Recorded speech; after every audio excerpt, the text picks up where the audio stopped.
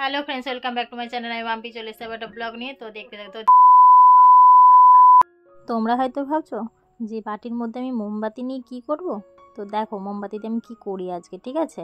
তো দেখো প্রথমে একটুখানি মোমবাতি নিয়ে নিচ্ছি, অল্প পরিমাণ মতো, বেশি কিন্তু মোমবাতি এখানে নেব না।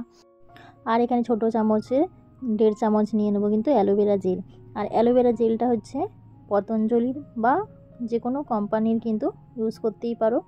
তাছাড়াও কিন্তু যদি টাটকা অ্যালোভেরা গাছ থেকে যদি অ্যালোভেরা জেল বের করে নিতে পারো তাহলে কিন্তু খুবই ভালো হয়।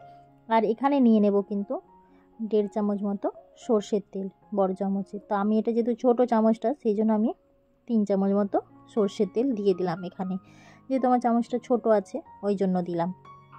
দেখো আমি গ্যাসের মধ্যে ভালো করে বসিয়ে এটা গলিয়ে নেব, যাতে মোমবাতি, সর্ষের তেল আর অ্যালোভেরা জেলটা একসাথে পুরো ভালো করে মিক্সড হয়ে যায়। এটা যতক্ষণ না মিক্সড হচ্ছে ততক্ষণ কিন্তু আমি গ্যাস থেকে এটা নামাবো না। তো দেখো ভালো করে আমি পুরো মিক্সড করে নিচ্ছি। মিক্সড করে নিয়ে তারপর এটাকে আমি একটু ঠান্ডা করতে দেবো। তোমরা হয়তো ভাবছো এই ক্রিমটা আমি কিসের জন্য বানাচ্ছি। এই ক্রিমটা যদি পায়ের গোড়ালি যদি ফেটে যায় তাহলে ইউজ করতে পারো। তো এটা আমি মাঝে মধ্যে ইউজ করে থাকি, সেই জন্য আমি তোমাদেরকে এই ক্রিমটা একটু তৈরি করে দেখাচ্ছি।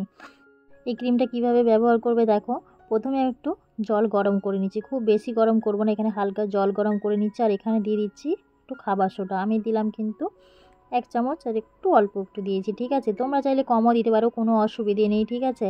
আর জল কিন্তু বেশি গরম হওয়া চলবে না, জলটা যত হালকা গরম থাকবে ততটাই ভালো হবে, ঠিক আছে, ইউজ করার জন্য। তো দেখো এখানে দিয়ে দিচ্ছি এবার একটু শ্যাম্পুর পাতা। তো যে কোনো শ্যাম্পুর পাতা তোমরা নিতেই পারো, আমি কিন্তু পুরো শ্যাম্পুর পাতাটা দেবো না, এখানে দেবো অল্প পরিমাণ মতো, মানে হাফের থেকেও কম আমি শ্যাম্পু দেবো এখানে। শ্যাম্পুটা দিয়ে একটু জলটা একটু গরম করে নিয়ে যাতে শ্যাম্পুটা গলে যায়। তারপরে দেখো আমি পুরো পাটাকে এখানে পরিষ্কার করে নিচ্ছি, পুরো পায়ের তলাটা, যাতে কোনো নোংরা না থাকে। নোংরা থাকলে কিন্তু পায়ে যতই তুমি যাই দাও না কেন, কোনো দিনই কিন্তু কোনো ফাটা ভালো হবে না। তো দেখো আমার কিন্তু এই সমস্যাটা হয় শীত আসলেই, মানে গোড়ালিগুলো হালকা হালকা করে ফাটতে থাকে পায়ের তলাতে, যতই আমি জুতো পরে সবসময় থাকি না কেন। তো দেখো এই জন্য আমি ভালো করে পরিষ্কার করে নিচ্ছি। তো এইভাবে যদি তোমরা ওই ক্রিমটা তারপরে ব্যবহার করো সত্যি খুবই ভালো উপকার হয়। তো দেখো আমি পায়ের গোড়ালিটা যখন পরিষ্কার করছি কি পরিমাণে নোংরা বেরিয়েছে দেখো এখানে। তো এইভাবে হালকা পুরো গরম জলে দিয়ে তবেই কিন্তু পা দুটোকে পরিষ্কার করতে হবে এখানে। পা ছাড়াও এরকম যদি তোমাদের হাত যদি ফেটে যায় তাহলে কিন্তু তোমরা হাতগুলো এভাবে কিন্তু গরম জলে ধুতে পারো, ঠিক আছে। কারণ হাত পা যত শীতকালে ভালো করে ধুয়ে পরিষ্কার করে ক্রিম মাখবে তত কিন্তু ফাটবে না কিন্তু।